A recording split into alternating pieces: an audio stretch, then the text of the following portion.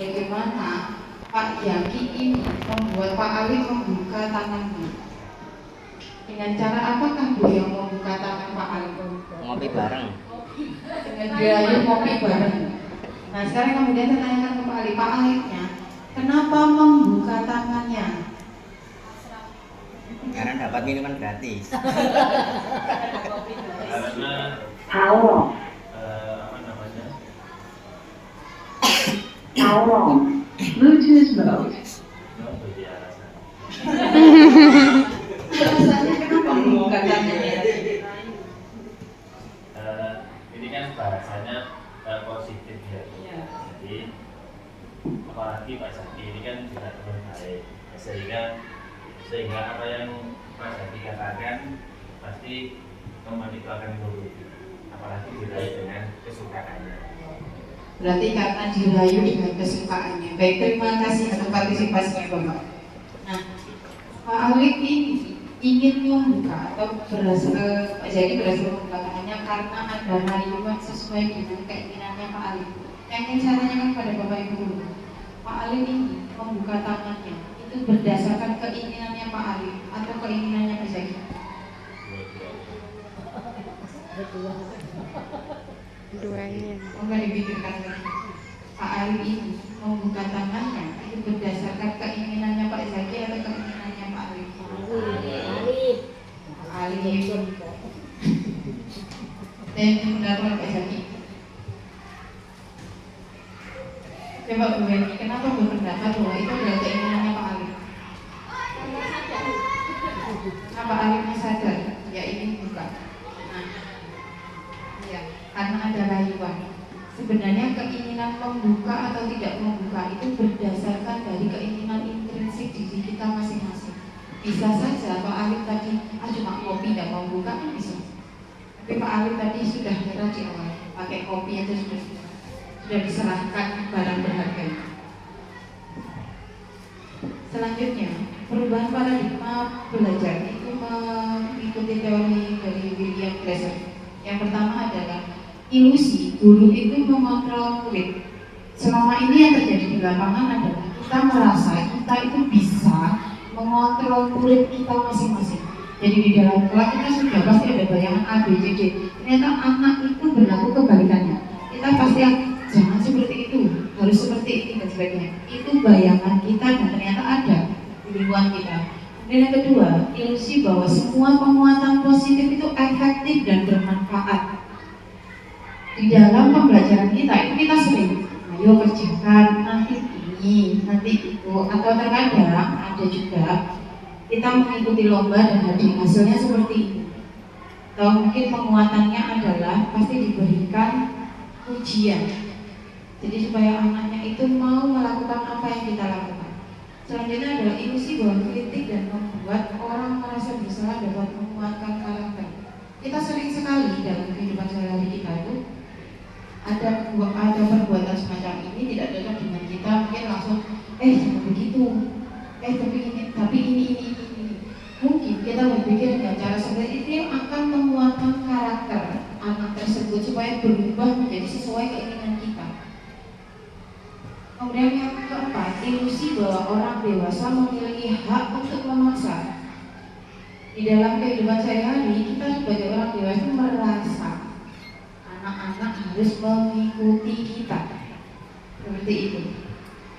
Tapi apakah semua ilusi ini bersinkron atau sama dengan tujuan kita sesuai dengan budaya positif? Budaya positif itu salah satunya adalah disiplin positif. Mari kita berpikir sejenak, apa sebenarnya makna dari disiplin menurut kita? Monggo Pak Firman, apakah makna disiplin? Nilai-nilai yang baik. Bu Titin, barangkali ada pendapat?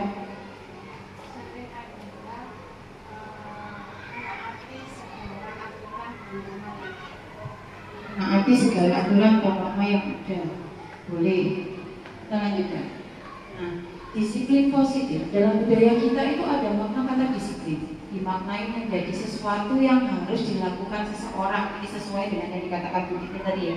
ada sesuatu yang harus dilakukan, ada kewajiban, dan menghubungkan, kita tuh sering menghubungkan disiplin itu dengan kepatuhan terhadap aturan tertentu. Jadi kalau ada sebuah aturan tidak dilakukan berarti anaknya tidak disiplin. Sebagai pendidik, tujuan kita ini menciptakan anak-anak yang memiliki disiplin diri, sehingga mereka bisa berperilaku dengan mengacu pada nilai-nilai kebajikan universal, memiliki motivasi intrinsik dan bukan ekstrinsik. Segala hal yang kita lakukan, yang kita katakan tadi sebagai kepatuhan terhadap aturan tertentu, ada kalanya anak ini melakukan sesuatu itu berdasarkan dari kepatuhan yang telah dilakukan aturan-aturan tadi. Jadi seandainya anak ini datang tidak terlambat itu karena ada unsur atau ada keinginan yang lain yang mendasari mereka untuk melakukan perbuatan ini. Jadi bukan motivasi dari dirinya sendiri. Seperti tadi kalau Pak Alif membuka tangannya itu kan berdasarkan keinginan pribadi Pak Alif sendiri. Nah, budaya positif ini akan mengarah ke sana. Kita akan mengarah disiplin positif, di mana disiplin itu berasal dari dirinya sendiri, diri si anak sendiri, bukan berasal dari aturan yang kita buat ataupun aturan-aturan konsekuensi atau hukuman yang kita berikan. Dengan disiplin positif ini membutuhkan beberapa kebutuhan dasar manusia supaya kita bisa membuat mereka memiliki disiplin positif. Itu salah satunya kita harus sadar kalau ada kelima kebutuhan. Yang pertama adalah bertahan hidup, kedua kasih sayang dan rasa diterima, yang ketiga penguasaan, kebebasan dan kesenangan. Jadi anak itu punya kebutuhan dasar atau manusia itu punya kebutuhan dasar. Yang pertama bertahan hidup. Kita memiliki cara atau kita memiliki kebutuhan yaitu bertahan hidup. Bagaimana cara kita supaya bisa bertahan hidup? Yang kedua, kita juga membutuhkan kasih sayang dan rasa diterima dari orang lain. Penguasaan itu adalah sebuah kebutuhan di mana kita itu ingin tampil di depan, ingin menguasai lingkungan, ingin menguasai kelas. Dan kebebasan itu kita ingin secara bebas mengutarakan segala hal keinginan kita tanpa ada terikat apapun. Kemudian kesenangan, kita juga berhak memiliki kesenangan dimanapun dan kapanpun. Jadi seandainya misal kita melakukan ternyata tidak sesuai, kemudian kita pasti ditegur dan sebagainya, itu kan ada keterbatasan dalam pemenuhan kesenangan kita. Di sini ada kasus Ibu Ria, guru kelas 6 di SD Permai, sedang bingung menghadapi pula salah satu murid di kelas bernama Agus. Beberapa anak telah datang dan mengeluhkan Agus yang seringkali meminta bekal makan siang mereka dengan paksa. Jika Anda menghadapi situasi seperti Ibu Ria, apa yang akan Anda lakukan? Menurut Anda, kira-kira apa alasan Agus melakukan hal itu? Monggo Bu Mima, Bu. Kira-kira apa yang Bu Ria lakukan? Menasihati Agus. Dan menurut Anda kira-kira Agus kenapa melakukan hal itu? Karena dia lapar, karena tidak punya uang saku. Dalam konteks penerapan disiplin positif, Ibu Ria itu sebaiknya mencari tahu alasan Agus melakukan tindakan tersebut agar mengetahui kebutuhan mana yang sedang berusaha dipenuhi oleh Agus. Jadi segala tindakan kita itu karena kita berusaha memenuhi kebutuhan dasar. Yang pertama, kemungkinan adalah Agus itu lapar dan orang tuanya tidak membawakan bekal makanannya. Itu adalah salah satu kebutuhan untuk bertahan hidup. Yang kedua, teman Agus janji memperhatikan Agus dengan cara Agus minta makan siangnya. Itu adalah kebutuhan ingin disayangi dan dicintai. Kemudian yang ketiga, dia merasa hebat karena temannya jadi takut dan menuruti keinginannya. Ini adalah kebutuhan penguasaan. Yang keempat, Agus merasa bosan dengan bekal yang dibawakan orang tuanya karena selalu bekal yang sama. Ini adalah kebebasan ia memilih, boleh memilih makan bekalnya sendiri atau makan bekal temannya. Yang kelima, Agus hanya iseng dan dia meminta ekspresi wajah temannya yang kesal. Jadi dia hanya merasa senang menjahili temannya. Nah, ini kan juga ada kasus lagi mengenai hukuman, sanksi atau konsekuensi. Yang kita sering lakukan adalah jika ada beberapa anak yang melanggar disiplin, kita pasti melakukan sebuah hukuman atau memberikan konsekuensi sesuai dengan perbuatan mereka. Iva kurang menguasai pelajaran matematika, sehingga pada saat pelajaran tersebut berlangsung, dia lebih banyak berdiam diri atau menggambar di buku pelajarannya. Pada saat guru matematikanya Pak Seno menanyakan pertanyaan Iva, Alarm. Bluetooth mode. Iva menjadi gugup dan tak sengaja menjatuhkan tasnya dari kursi, serta tiba-tiba menjadi gagap pada saat berupaya menjawab. Seluruh kelas pun tertawa melihat perilaku Iva yang bicara tergagap dan terkejut tersebut. Pak Seno pada saat itu membiarkan teman-teman Iva menertawakan Iva yang tergagap dan malu luar biasa, dan malahan minta Iva untuk maju ke depan dan berdiri di depan kelas sambil menunjuk hidungnya karena tidak bisa menjawab pertanyaan Pak Seno. Kelas makin gaduh dan anak-anak pun tertawa melihat Iva di depan kelas memegang ujung hidungnya. Yang pertama, apakah Anda setuju dengan tindakan Pak Seno terhadap Iva? Tidak, Ya, mengapa? karena membuat turun dulu mental ya, karena mentalnya bisa Karena membuat Iva turun mental. Kemudian yang kedua, menurut Anda tindakan Pak Seno terhadap Iva adalah sebuah hukuman atau konsekuensi? Hukuman. kuman. Mengapa? Sudah tahu kelemahannya Iva. Sudah disuruh hukuman. Maka Mari kita cek. kita tunjukkan aturan-aturannya. Mari kita cek apa itu yang disebut dengan hukuman dan apa yang disebut dengan sanksi atau konsekuensi. Jika hukuman itu adalah sesuatu hal yang menyakitkan yang harus terjadi, sedangkan konsekuensi itu merupakan sesuatu yang harus terjadi. Kemudian hukuman itu sebuah hal yang tidak nyaman untuk murid atau anak dalam jangka waktu panjang. Konsekuensi tidak nyaman untuk murid atau anak untuk jangka waktu pendek, hanya saat itu saja. Kemudian hukuman itu korban mendapatkan keadilan, dan konsekuensinya itu korban bisa diabaikan. Hukuman juga membuat murid atau anak akan tersakiti. Konsekuensi membuat murid atau anak dibuat tidak nyaman. Kemudian hukuman, perilaku pasif agresif meningkat. Konsekuensi penguatan hanya bertahan dalam jangka waktu pendek. Hukuman juga sistem tidak akan berjalan bila murid tidak takut. Sedangkan konsekuensi memerlukan monitoring dan supervisi terus-menerus dari guru. Hukuman juga berlaku hanya pada sebuah institusi, tidak berlanjut pada kehidupan nyata. Konsekuensi itu membantu penerapan mengikuti peraturan dalam masyarakat. Dengan hukuman peraturannya adalah A, jadi kamu harus mengikuti A. Sedangkan konsekuensinya, apakah peraturannya? Apakah kamu mampu melakukannya? Itu konsekuensi. Kemudian hukuman, murid atau anak akan membenci peraturan yang ada. Konsekuensi, murid atau anak akan menghormati peraturan karena dia tahu aturannya. Dia akan melakukan konsekuensinya. Hukuman itu bersifat negatif, sedangkan konsekuensi bersifat netral. Untuk budaya positif ini, kami memperkenalkan bukan lagi sebuah hukuman atau konsekuensi yang akan kita lakukan di kelas, tapi merupakan restitusi yang akan kita lakukan di kelas, di mana restitusi ini akan mengembalikan sifat negatif anak untuk menjadi sifat positif dan mengembalikannya menjadi sebuah karakter yang ada. Jadi tidak hanya berlangsung saat itu juga seperti ketika dihukum.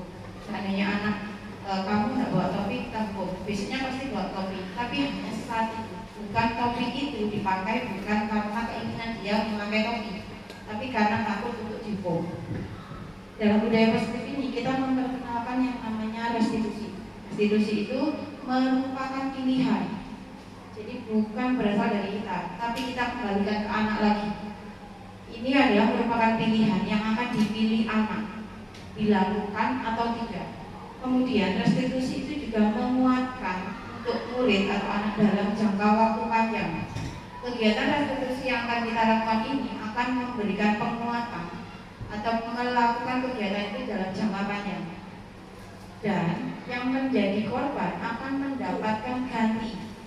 Bukan lagi akan mendapatkan keadilan atau diabaikan, tapi akan mendapatkan ganti yang sesuai dengan keinginannya. Alarm. Bluetooth mode. Kemudian murid atau anak juga mendapatkan penguatan. Masalah yang kita hadapi akan terpecahkan. Murid belajar bertanggung jawab untuk perilakunya. Fokus pada pemecahan masalah dalam jangka waktu panjang. Yang dilakukan adalah apa yang kamu yakini, apa yang bisa kita lakukan untuk memperbaiki masalah ini. Kemudian murid atau anak akan menghormati dirinya sendiri dan orang lain. Jadi restitusi ini berupa hukuman atau konsekuensi dalam bentuk positif. Jadi dalam pelaksanaan budaya positif ini nanti diharapkan kita tidak ada lagi sebuah hukuman atau tidak ada lagi sebuah konsekuensi. Jadi konsekuensi itu bisa berupa reward atau bisa berupa hukuman. Itu tergantung bapak ibunya dengan. Jadi nanti kita itu sudah tidak lagi melakukan sebuah reward atau sebuah hukuman, tapi melakukan restitusi kepada putra putri kita di sini. Nah, semua perilaku itu memiliki tujuan. Kenapa kita melakukan restitusi? Kita sadar semua perilaku itu memiliki tujuan, dan tujuan itu berdasarkan motivasi perilaku manusia. Jadi perilaku manusia itu ada yang didasari melalui teori motivasi eksternal dan motivasi internal. Yang pertama adalah teori untuk menghindari ketidaknyamanan atau hukuman. Ya karena tadi anak tidak mau terlambat karena takut dihukum. Yang kedua, untuk mendapatkan imbalan dari orang lain. Kita kan sering melakukan reward. Jadi anak akan melakukan sesuatu karena dapat ujian atau reward. Itu adalah motivasi eksternal. Beda lagi dengan untuk menghargai dirinya sendiri. Jadi kita atau anak akan melakukan suatu hal itu karena dia mencintai dirinya sendiri atau menghargai dirinya sendiri. Jadi berasal dari dirinya sendiri. Jadi dia berangkat terlambat itu karena ya memang saya itu suka dengan tidak terlambat. Saya ini orang yang disiplin, makanya saya tidak terlambat. Nanti harapan restitusi adalah membentuk karakter anak yang semacam ini. Mari kita bandingkan dari ketiga perilaku tadi, manakah yang lebih baik? Menghindari ketidaknyamanan dan hukuman. Jadi murid ini melakukan disiplin tinggi karena ia takut dihukum. Ini merupakan motivasi efektif. Kemudian mendapat imbalan atau penghargaan dari orang lain. Murid melakukan disiplin tinggi karena ia ingin mendapat imbalan. Ini merupakan motivasi efektif juga. Menghargai nilai-nilai kebajikan diri sendiri. Murid melakukan disiplin diri karena sadar akan nilai kebajikan dirinya. Ini merupakan motivasi menurut Bapak Ibu. Dari ketiga situasi ini, manakah yang lebih baik?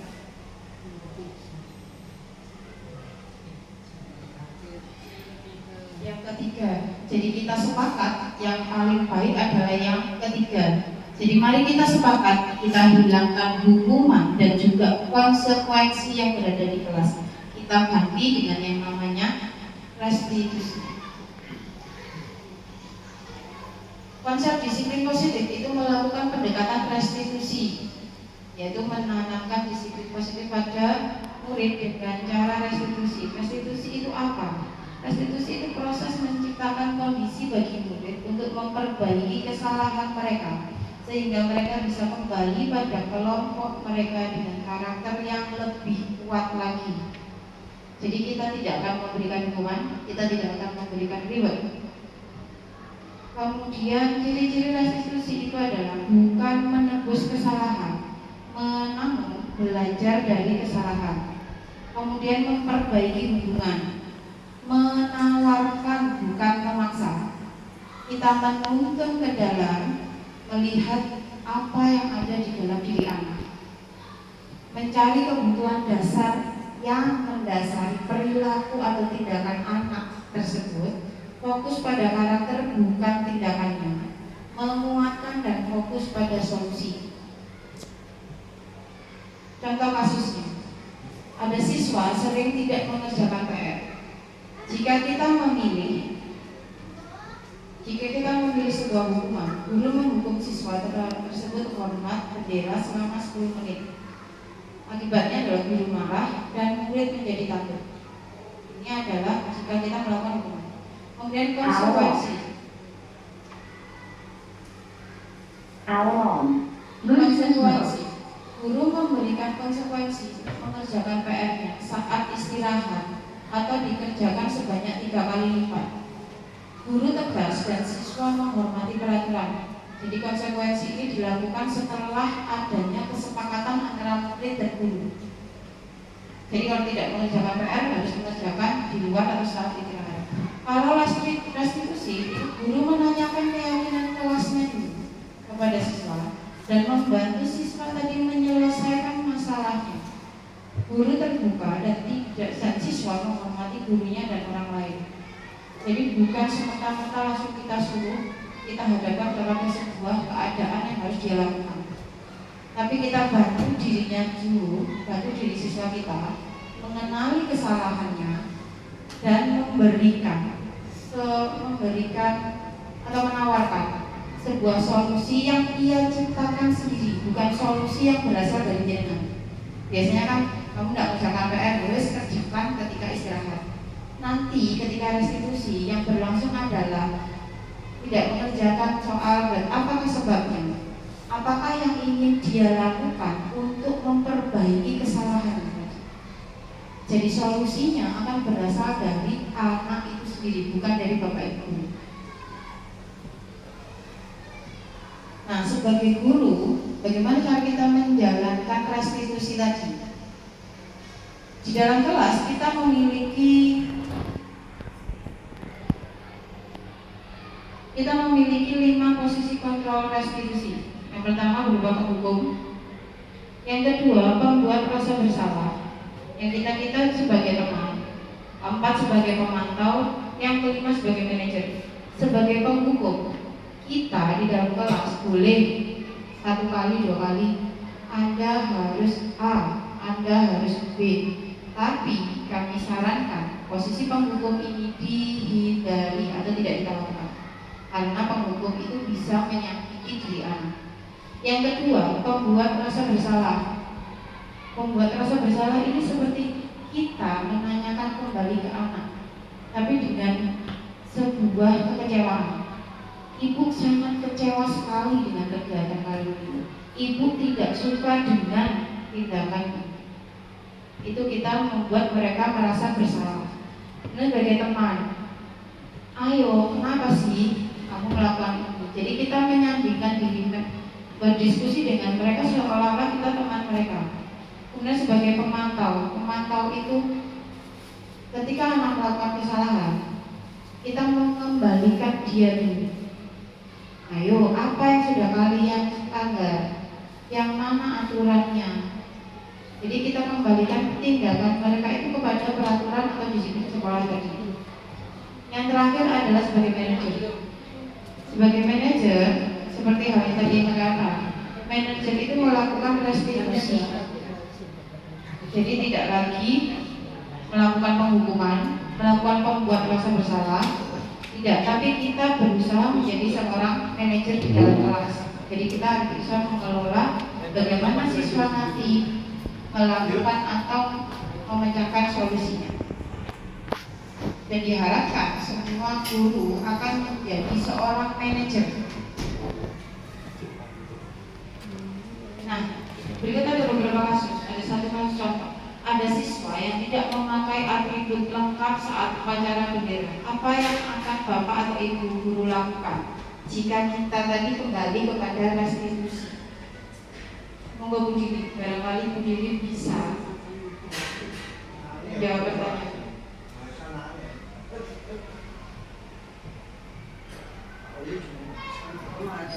Seperti ini, yang pertama dilakukan adalah bertanya ke anak mengapa dia tidak misalkan tidak pakai topi atau sabunnya. Seorang guru harus memahami juga latar belakang anak tersebut, jadi tidak langsung menghukum. Mungkin dari ekonomi yang lemah, orang tuanya tidak bisa mampu dibelikan, kita cari solusi untuk nasihat ke anak.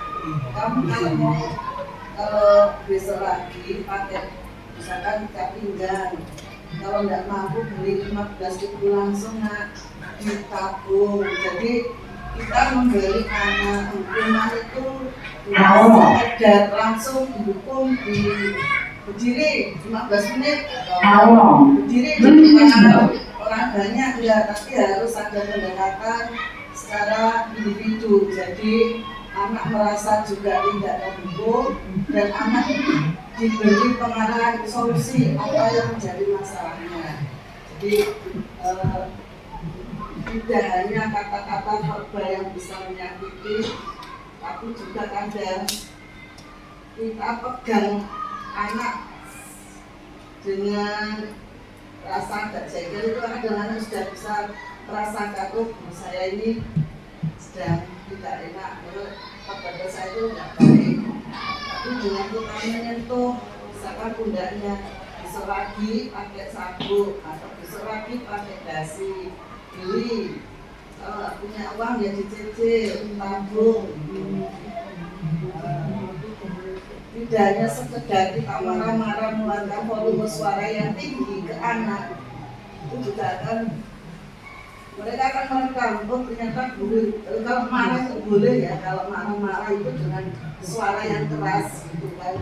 Kita takutnya mengendam apa yang tidak sengaja kita lakukan itu di diri anak, karena anak adalah cermin bagi guru. Jadi hati-hati ketika memberikan hukuman ke anak.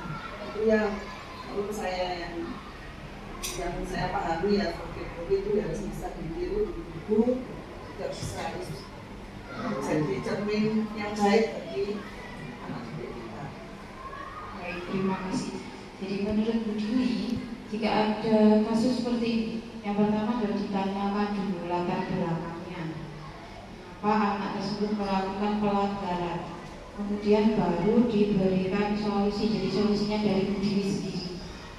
Jadi solusinya tadi berupa mungkin membeli di koperasi.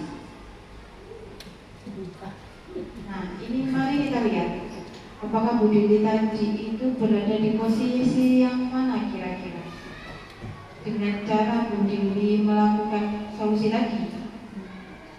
Kita akan lihat yang manakah posisinya. Jika sebagai posisi penghukum, patuhi aturan sekolah lalu berdiri di depan barisan, itu yang akan dikatakan guru. Kemudian pembuatan bersalah, berapa kali bu guru harus memberitahu kamu, ibu kecewa sama kamu. Yang ketiga, sebagai teman, ayolah yang penting buat ibu bangga, kali ini tidak apa-apa salah. Sebagai pemantau, kamu sudah melanggar apa aturan, peraturan dan konsekuensinya. Sebagai manajer, apakah kamu tahu kesalahanmu? Kira-kira bagaimana kamu akan memperbaiki kesalahan ini? Jadi posisinya Bu Dwi tadi kira-kira berada di mana ya?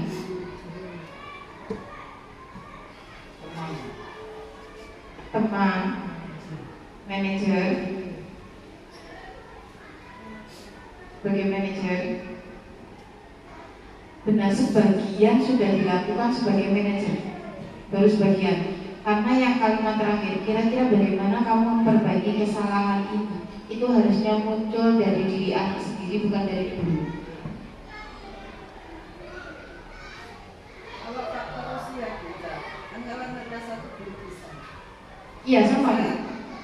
Saya ini, misalnya dia tidak dikasih mangsa kurang, kemudian apa tubuh di badannya ini belum lengkap mungkin.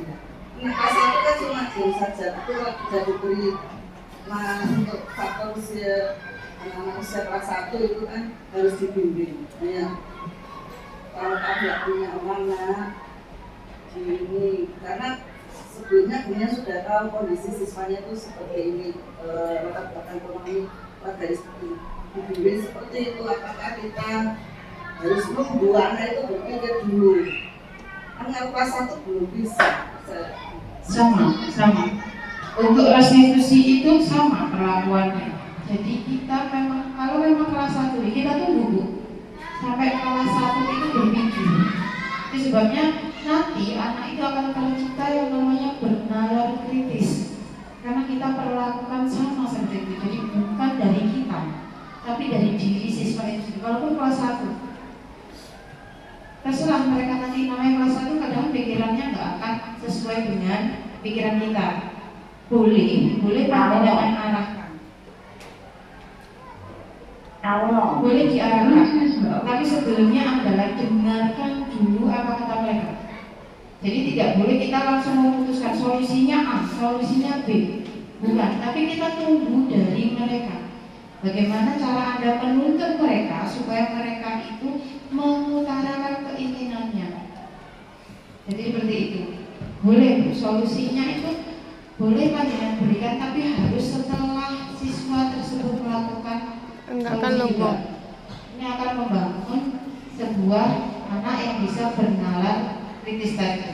Karena kita memberikan mereka kesempatan untuk mencurahkan pikirannya. Kata Bu Judi, barangkali ada yang lagi ditanyakan? Bapak Ibu guru lain? Aku. Jadi kita sepakati dulu untuk melakukan restitusi itu semuanya berasal dari siswa. Jadi bukan lagi dari kita. Jadi bukan lagi kita yang mengontrol. Seperti yang dikatakan tadi, ilusi. Jadi kita tuh punya ilusi bahwa kita lah yang harus mengontrol anak-anak didik kita. Jadi kita orang dewasa yang harus memaksa anak didik kita. Atau mungkin kita ini Bapak Ibu guru juga harus memaksa orang lain, memaksa teman kita, memaksa putra didik kita. Itu tidak lagi dilakukan di sekolah kita dengan yang memiliki budaya positif. Nah, salah satu bentuk dari budaya positif ini adalah keyakinan kelas. Harapan saya di akhir nanti kita akan membuat sebuah rencana tindak lanjut, yaitu membuat keyakinan kelas. Jadi hari ini kita akan membuat sebuah keyakinan sekolah dan dilanjutkan dengan keyakinan kelas masing-masing. Sebelumnya saya mohon izin kepada Bu Suci, apakah program untuk pembuatan keyakinan kelas ini disetujui?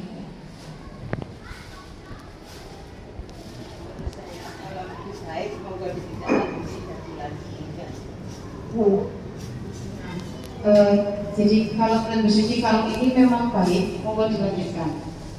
Nah, sebelumnya kenapa sih harus keyakinan kelas? Mengapa bukan peraturan kelas atau peraturan sekolah? Kita semua di sekolah memiliki peraturan sekolah. Kita semua di sekolah ini memiliki peraturan akademik yang harus diketahui. Tapi kenapa bukan lagi kita berpedoman pada peraturan kelas, tapi melakukan keyakinan kelas? Karena saya kembalikan lagi, mengapa kita memiliki peraturan tentang penggunaan helm pada saat mengendarai kendaraan roda 2 atau motor? Mungkin bapak-bapak yang bisa menjawab. Anak-anak, mengapa kita memiliki peraturan penggunaan helm saat mengendarai kendaraan roda 2 motor? Untuk menjaga keamanan diri sendiri atau keselamatan pengendara. Jadi untuk menjaga keselamatan diri sendiri. Jadi sebuah peraturan itu ada karena untuk menjaga diri kita sendiri. Dan panjenengan yakin apakah jenengan kalau pakai helm itu harus disuruh dulu? Jadi kalau mau keluar, helmnya dipakai dulu, helmnya dipakai dulu. Apakah seperti itu? Atau langsung aja keluar tidak pakai helm? Kemudian yang kedua, mengapa kita memiliki peraturan tentang penggunaan masker dan mencuci tangan setiap saat? Jadi ketika kita pandemi kemarin, Ada peraturan menggunakan masker dan mencuci tangan setiap saat. Kita kembalikan lagi kan, itu untuk keselamatan diri kita sendiri dan juga orang lain. Sekarang saya kembalikan lagi, saya yakin di kelas panjenengan sudah ada yang namanya kesepakatan kelas, iya kan? Nah, sekarang saya tanyakan, apakah kesepakatan kelas itu sama dengan keyakinan kelas? Monggo Bu Nanda.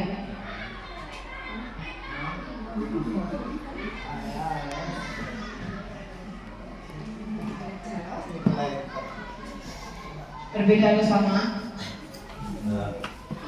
Beda. Adakah yang bisa mengatakan apa perbedaan antara kesepakatan kelas dengan keyakinan kelas? Kesepakatan kelas berdasarkan hasil musyawarah dan belum tentu semuanya itu setuju atau sepakat ya. Kalau keyakinan itu berdasar dengan kesadaran pribadi. Jadi setiap individu sadar akan apa yang menjadi aturan yang ada di lingkungannya. Jadi ada bedanya dari satunya belum tentu sadar mereka dengan apa yang menjadi kesepakatan itu. Bedanya dengan keyakinan kelas itu berangkat dari kesadaran pribadi individu. Kesepakatan dan keyakinan kelas itu kalau dibilang beda juga bukan, dibilang sama juga bukan. Jadi kesepakatan kelas itu merupakan sebagian kecil dari sebuah keyakinan kelas. Kesepakatan kelas itu juga merupakan kesadaran. Keyakinan kelas juga merupakan kesadaran. Yang hanya saja keyakinan kelas itu bentuknya lebih abstrak dari peraturan, berupa pernyataan universal dibuat dalam bentuk positif, sedikit saja agar mudah diingat, sesuai dengan kondisi kelas dan sekolah agar mudah diterapkan. Semua warga kelas dan sekolah dilibatkan dalam pembuatannya. Jadi sama, keyakinan kelas itu merupakan kesepakatan kelas, hanya saja dia berupa pernyataan universal. Jadi keyakinan kelas itu merupakan nilai-nilai kebajikan atau prinsip-prinsip universal yang disepakati bersama. Jadi ada kesepakatan secara universal, lepas dari perbedaan agama, suku, negara, dan bangsa.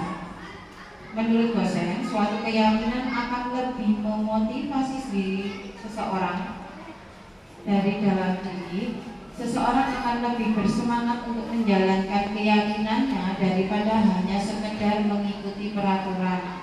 Sama seperti kita beribadah, kita akan dengan sadar diri melaksanakan ibadah daripada hanya mengikuti aturan ibadah.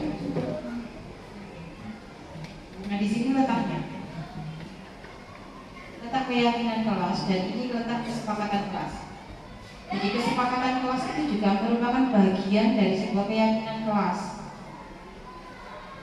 Namun sekarang kita rubah peraturan kelas tadi atau kesepakatan kelas tadi menjadi sebuah keyakinan kelas.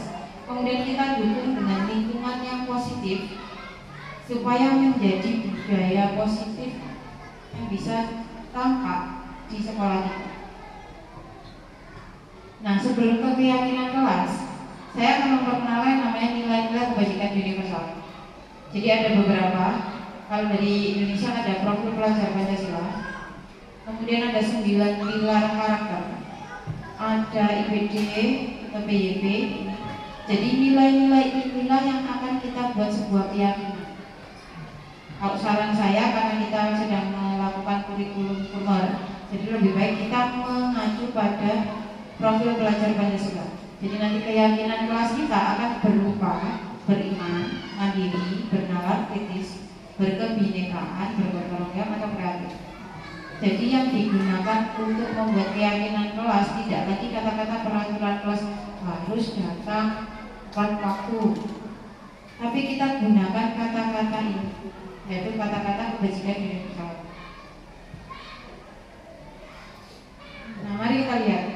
Biasanya kalau di kelas atau di perpustakaan ada peraturan-peraturan. Ini ada beberapa contoh peraturan.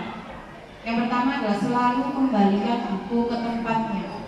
Nilai kebajikan apa yang bisa kita ambil dari tindakan atau peraturan kelas ini? Tanggung jawab. Berarti keyakinan kelas kita tidak lagi berupa selalu kembalikan buku ke tempatnya, tapi berganti menjadi tanggung jawab. Kemudian ada lagi peraturan dilarang mengganggu orang lain. Nilai apa yang bisa kita ambil dari peraturan ini?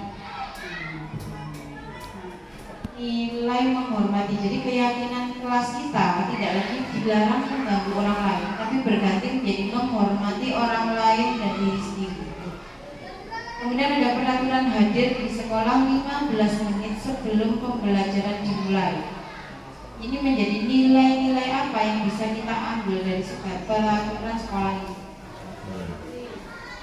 Disiplin boleh, konflik boleh, menghormati orang lain boleh, menghargai diri sendiri juga boleh.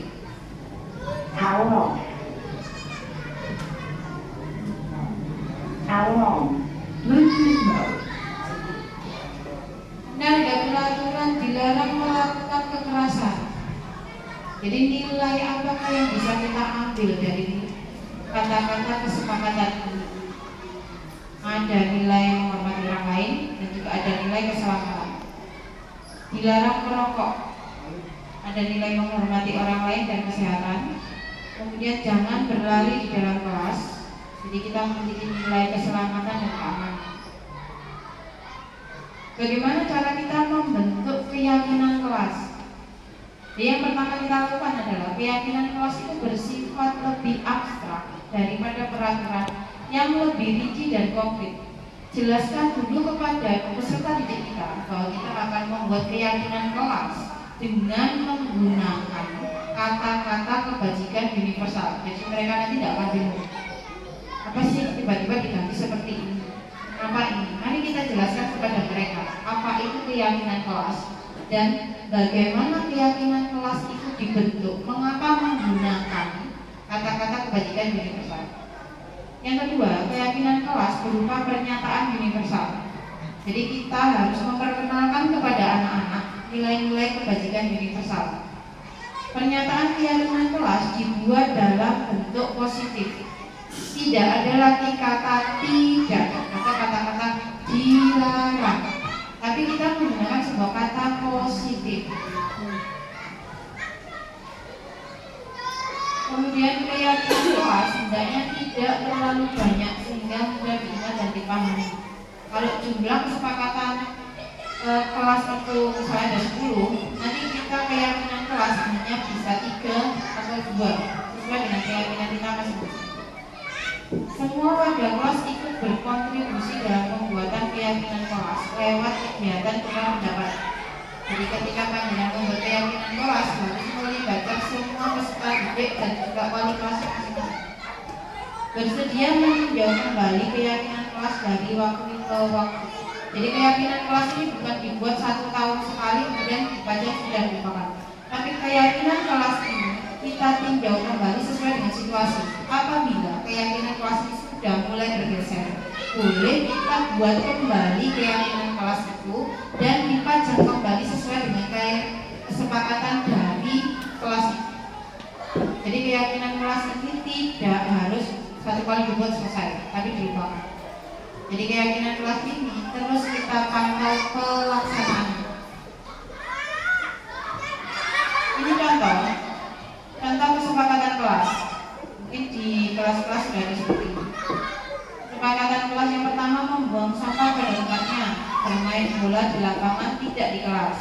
Yang ketiga, konsentrasi saat pelajaran, tidak bermain dan tidak makan. Mari kita ganti kesepakatan kelas kita. Jadi kesepakatan yang ada di kelas kita menjadi sebuah keyakinan kelas. Contoh keyakinan kelas 1. Setiap anggota kelas perlu belajar.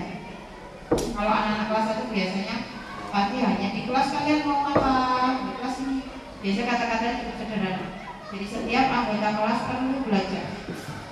Kemudian setiap anggota kelas perlu senang. Barangkali di kelas itu perlu. Anak kelas 1 kan masih seperti TK, masih mau bernyanyi, masih mau ada pembelajaran bermain, menari, kelas perlu melakukan tugas. Jadi kelas 1 ini perlu melakukan tugas, kemudian saling menghargai dan perlu merasa aman. Jadi barangkali kalau ada kata-kata tidak boleh mengejek teman, sudah masuk di dalam perlu saling menghargai. Nanti ketika membuat keyakinan kelas, boleh panjenengan breakdown lagi ke dalam diagram. Jadi seandainya perlu belajar itu yang mana saja, sampai yang membaca, menulis, atau misalnya maju ke depan, itu termasuk belajar. Contoh keyakinan di kelas ini, jadi selalu bersikap positif. Kalau bersikap positif kan contohnya banyak sekali. Jadi misalnya tidak boleh mengejek orang tua, tidak boleh mengganggu orang lain, harus sopan, pakai pakaian yang rapi. Kita langsung rangkum menjadi satu dalam nilai kebajikan diri kita, bersikap positif. Kemudian senantiasa menjadi diri yang terbaik, yang percaya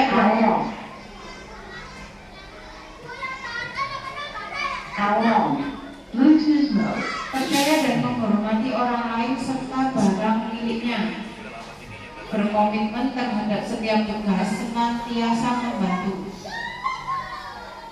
Ini keyakinan kelas di SMP.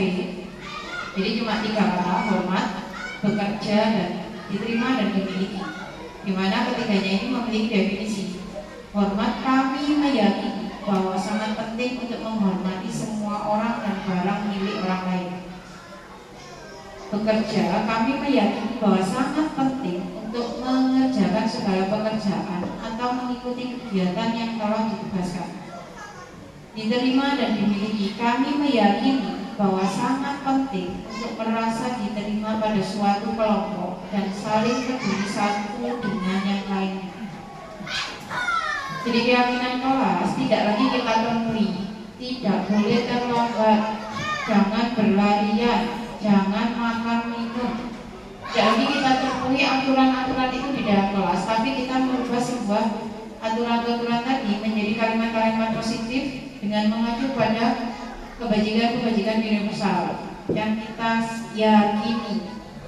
Jadi anak akan merasa, oh saya ini harus hormat, oh saya ini juga harus dihormati, macam itu. Mari kita praktekkan. Jadi mari kita bersama membuat keyakinan sekolah.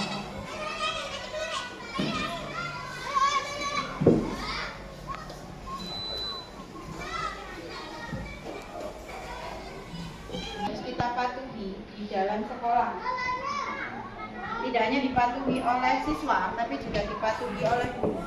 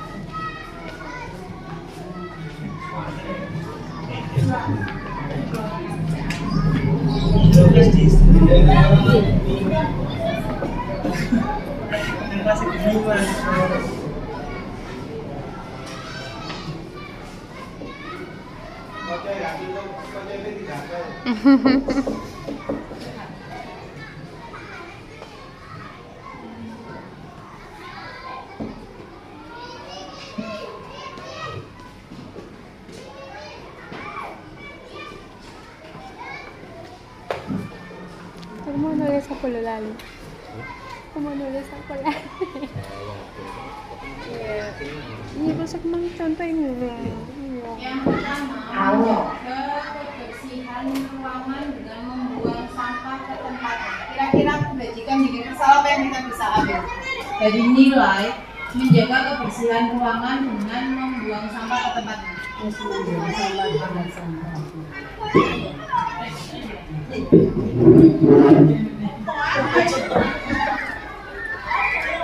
Yang kedua, senantiasa berprasangka baik terhadap orang lain. Nilai apa yang bisa kita ambil dari ini? Nilai. Senantiasa berprasangka baik terhadap orang lain.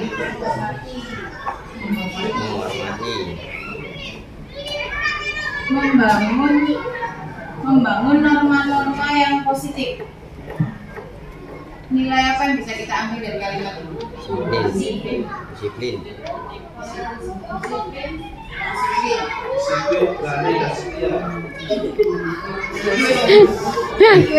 Apa no ay? Saling menghormati, menghargai, rukun dan kompak. Menghormati. Saya yakin kita bisa menjadi pribadi yang bertanggung jawab dan disiplin. Sama bertanggung jawab sama disiplin. Berdoa sebelum belajar dengan tertib dan hikmat. Nilai apa yang bisa kita ambil? Berdoa sebelum belajar dengan tertib dan hikmat.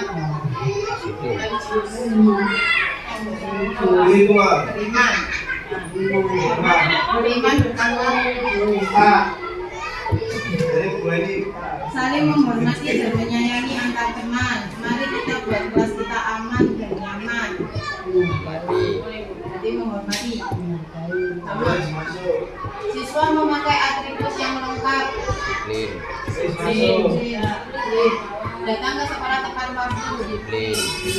Kami percaya bahwa dengan berkomunikasi secara terbuka dan jujur, kami dapat menjaga transparansi dan tanggung jawab dalam hal kehadiran. Saling menghargai, bekerja sama dan mendukung.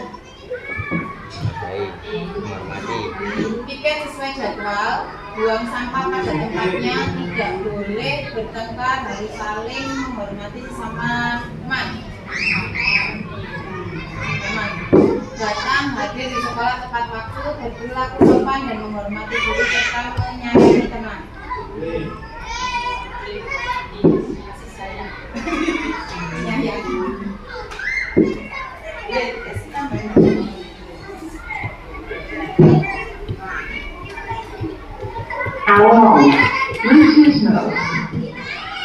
Baik, sudah kita bentuk atau sudah kita peroleh keyakinan sekolah kita. Yang pertama adalah menjawab, menghormati, disiplin, beriman, dan kasih sayang. Jadi keyakinan sekolah kita sepakati bahwa seluruh warga sekolah itu harus memiliki tanggung jawab dan melakukan tanggung jawab sesuai tugasnya masing-masing. Kemudian kita juga harus saling menghormati, memiliki sikap disiplin. Kita juga harus beriman dan takwa. Kita juga harus saling menyayangi. Jadi ini sudah jadi keyakinan sekolah kita. Dan harapan saya sebagai rencana tindak lanjut Bapak Ibu Guru nanti, Bapak Ibu Guru silakan membuat sebuah keyakinan kelas dengan membreakdown keyakinan sekolah kita yang tadi. Jadi dibuat sebuah keyakinan kelas untuk kelasnya masing-masing. Setelah dibuat sama kayak tadi, jadi panjenengan nanti punya catatan-catatan seperti ini. Kalau enggak kelas rendah mungkin hanya perkataan, tapi ibu gurunya bisa menuliskan. Setelah dituliskan baru di breakdown sebelahnya lagi. Jadi nanti harapan saya adalah panjenengan punya karton manila. Itu yang berisi pendapat anak-anak, kemudian hasil kesepakatan keyakinan kelas. Jadi ada catatannya, keyakinan kelasnya nanti berupa disiplin, berupa tanggung jawab, berupa hormat.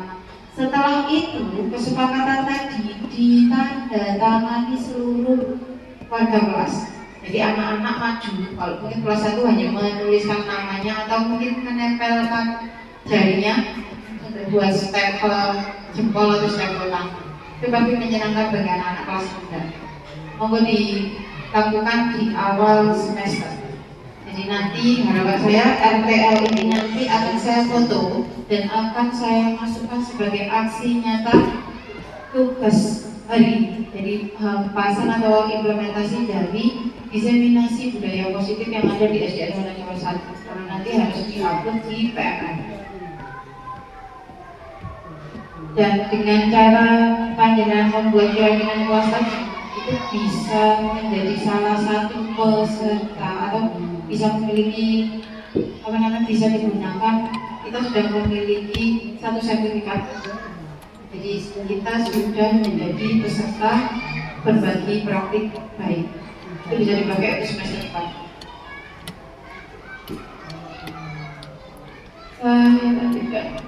Jadi saya tunggu yang karena tidak lagi Bapak Ibu guru di semester depan. Bagaimana dengan guru mantau? Boleh membuat keyakinan kelas ketika mantau itu boleh. Jadi nanti bisa kita tempelkan kondisi di ruang guru, tidak apa-apa. Seperti itu.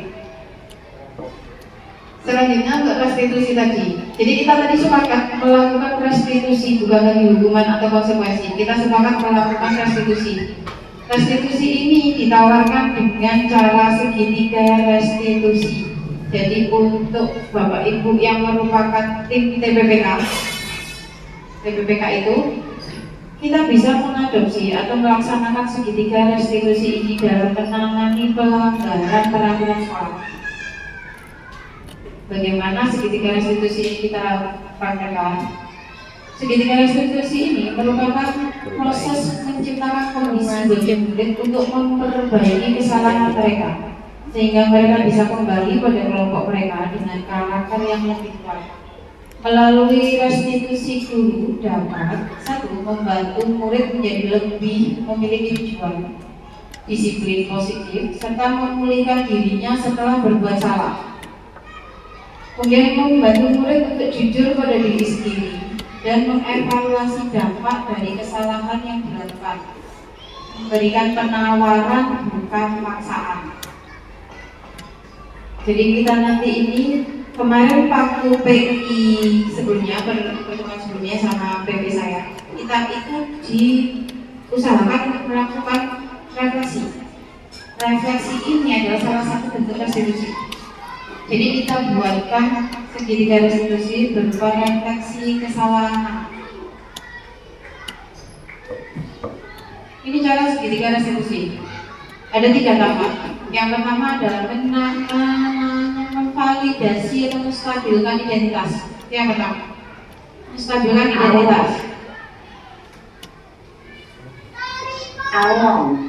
Bluetooth mode. Setiap orang itu pasti pernah melakukan kesalahan. Itu salah satu ciri menstabilkan identitas. Kamu bukan satu-satunya yang pernah melakukan itu. Jadi ketika anak salah, kita berikan dulu refleksi kesalahannya. Ya salah, tapi bukan ditujukan pada dia. Jadi tujukan ke semuanya. Ya, semua anak, semua orang, bahkan ibu guru itu pernah melakukan kesalahan. Jadi salah itu tidak apa-apa, melanggar peraturan itu tidak apa-apa. Kita berikan sebuah stabil identitas dulu. Jadi biasanya kalau anak melanggar peraturan itu pasti dedet dan sebagainya, atau takut dihukum dan sebagainya. Tapi kita berikan dulu kepada mereka sebuah pengakuan. Jadi bukan hanya dia saja yang salah, guru juga salah. Kemudian selanjutnya kita lakukan validasi tindakan yang salah. Iya, kamu salah. Iya, kamu melakukan ini. Tapi ibu guru tahu kalau kamu melakukan ini itu karena dasar sesuatu atau karena memiliki alasan tersendiri. Jadi pastikan panjenengan semua nanti menanyakan alasan anak tersebut melakukan sebuah kesalahan sebelum memberikan tawaran.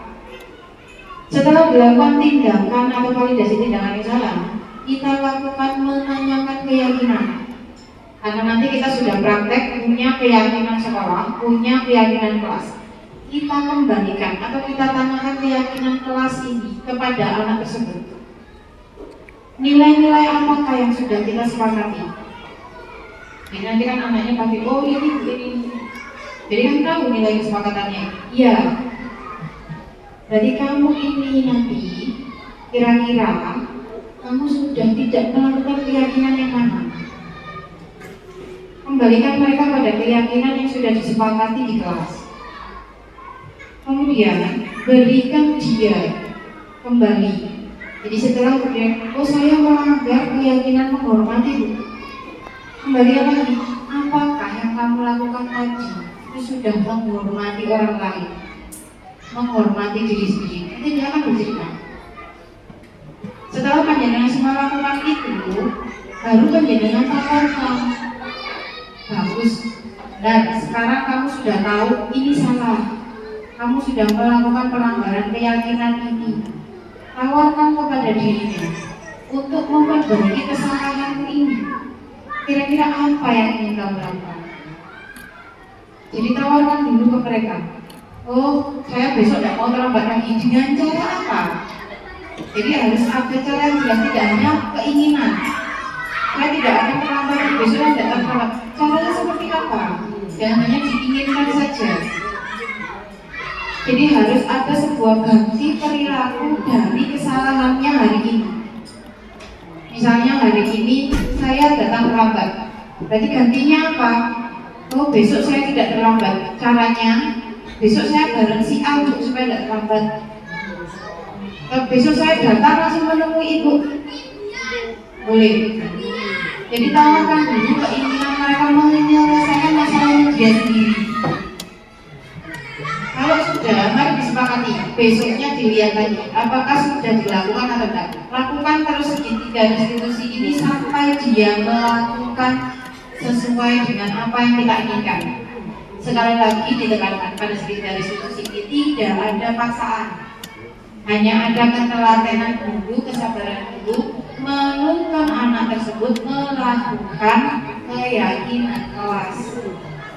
Mungkin barangkali penjelasan yo amel Bu, mengarek lo amel ngomong kemana dapat asal tersebut. Ya, memang itu yang harus kita lakukan. Jadi kita lakukan atau kita tuntun sesuai dengan karakter mereka masing-masing. Sampai mereka melakukan sesuai dengan keyakinan kelasnya masing-masing. Bisa dimengerti nggih? Nah, apa tahu itu tuh lho. Terlambat itu apa itu?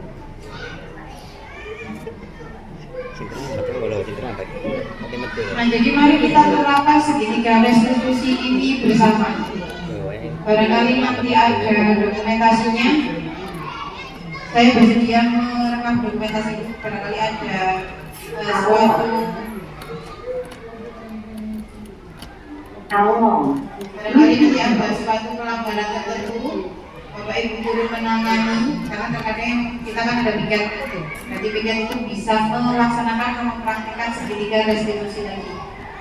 Mohon saya diberitahu agar saya bisa merekam atau mendokumentasikan sebagai bukti kalau sekolah kita itu sudah melaksanakan segitiga restitusi.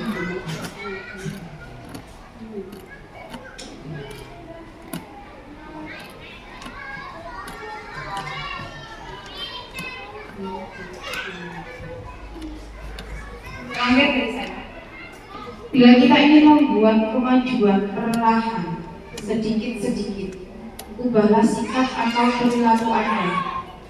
Namun bila kita ingin memperbaiki cara-cara utama kita, maka kita perlu mengubah kerangka acuan kita. Ubahlah bagaimana Anda melihat diri, bagaimana Anda berpikir tentang manusia. Ubahlah paradigma Anda, skema pemahaman dan penjelasan aspek-aspek tertentu tentang realitas. Jadi kalau kita ingin melakukan budaya positif ini, kita akan mulai dari diri kita sendiri dengan merubah pandangan kita atau paradigma pembelajaran kita. Jadi tidak lagi melakukan ilusi tadi, tapi mari kita kembalikan kembali. Kita lakukan paradigma pembelajaran kita menjadi paradigma sesuai dengan kurikulum yang dilakukan sekarang. Terima kasih dan saya sangat berterima kasih atas dukungan dari supportnya. Wassalamualaikum warahmatullahi wabarakatuh.